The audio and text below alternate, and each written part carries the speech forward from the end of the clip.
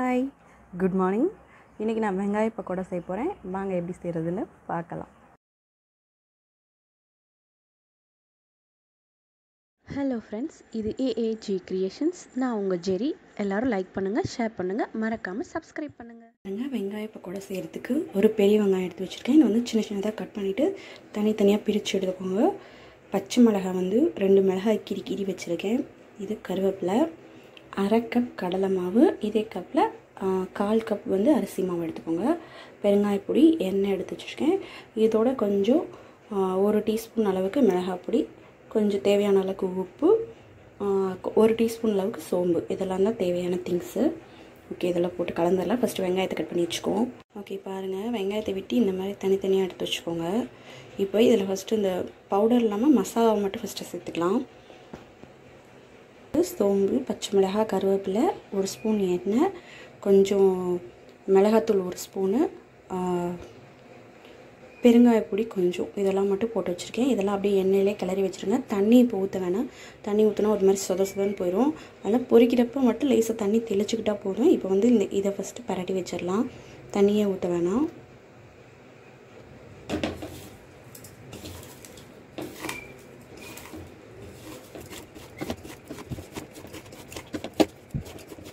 இப்போது இதில் 1/2 கப் கடலை மாவு, 1/4 கப் அரிசி மாவு சேர்த்து அப்படியே பரட்டி வச்சுக்கலாம் எண்ணெயிலேயே.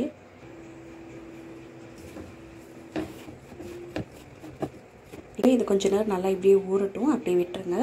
பொரிக்கும் போது மட்டும் லைட்டாக தண்ணி தெளித்து ஊற்றக்கூடாது. சும்மா தெளித்து விட்டு அப்படியே பொரிச்சு எடுத்துக்கலாம். பாருங்கள், நல்லா ஊறிடுச்சு. நாங்கள் வந்து எண்ணெய் காய வச்சாச்சு. இப்போ வந்து லைட்டாக தண்ணி வந்து ஊற்றக்கூடாது. கையில் தெளித்து விடணும். தெளித்து விட்டு கொஞ்சமாக பரட்டி வச்சுக்கலாம். இந்தளவுக்கு.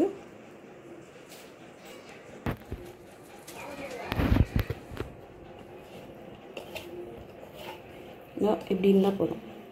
சோதனைலாம் இருக்க வேண்டியதில்லை. இந்தளவுக்கு போட்டினாலே போதும். இதை அப்படியே எண்ணெயில் போட்டு பொரித்து எடுத்துடலாம்.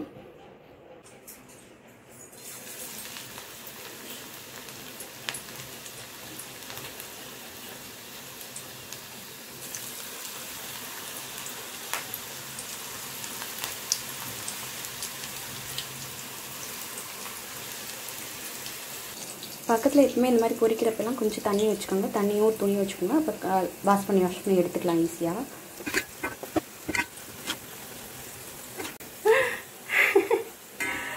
என் குட்டியம்மா சாவியை தூக்கிட்டு வந்து நிற்கிது பின்னாடி. சேட்டை பண்ணாதீங்கடி.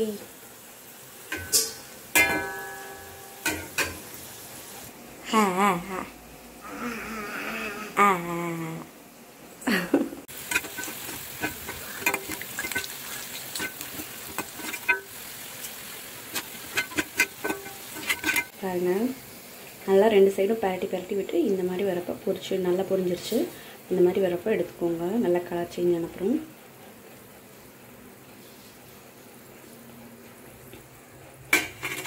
பாருங்கள், பக்கோடா ரெடி ஆயிடுச்சு. இப்போ மேலே வந்து அழகுக்காக தூவுறதுக்காக லைட்டாக அந்த கருவேப்பிலையை அந்த எண்ணெயில் போட்டு வதக்கி எடுத்து மேலே தூவி விட்டுலாம். பாருங்கள், வெறும் பச்சை கருவேப்பிலை தான். ஸ்டவ்வை ஆஃப் பண்ணிட்டேன். நான் முன்னாடியே ஆஃப் பண்ணிட்டு தான் போட்டிருக்கேன். ரொம்ப தெரிக்கும், அதெல்லாம் பார்த்து பண்ணுங்கள். இதை எடுத்து அப்படியே அது மாதிரி தூவிடலாம். நல்ல கிறிஸ்பியான டேஸ்டியான ஆனியன் பக்கோடா ரெடி ஆயிடுச்சு. அரிசி மாவுலாம் போட்டுக்கலாம். நல்லாவே கிறிஸ்பியாக இருக்கும். நல்லா டேஸ்ட்டும் சூப்பராக இருக்கும். சால்ட் மட்டும் பார்த்து கரெக்டாக சேர்த்துட்டிங்கன்னா ரொம்பவே சூப்பராக இருக்கும்.